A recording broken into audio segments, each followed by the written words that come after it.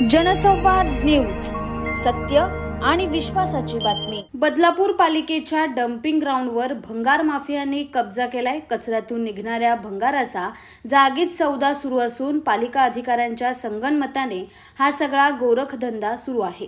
बदलापूरच्या नवीन वडवली गावाजवळ बदलापूर पालिकेचं dumping ground आहे। या डम्पिंगवर दिवसाला अनेक टन कचरा आणून टाकला जातो। या कचऱ्यातून निघणारं प्लास्टिक वेचण्यासाठी कचरा वेचकांची झुंबड उडते। हे प्लास्टिक विकत घेण्यासाठी डम्पिंगवरच भंगार माफियांनी खरेदी केंद्र थाटलं आहे।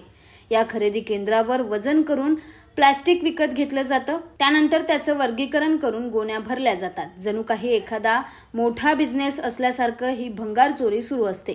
पालिकेचे अधिकारी, घंटागाडी ठेकेदार आणि भंगार माफिया यांच्या संगनमताने हा प्रकार सुरू असून यातून पालिकेला काहीही उत्पन्न मिळत नसलं तरी ठराविक अधिकाऱ्यांचे खिसे मात्र भरले जात असल्याची चर्चा आहे।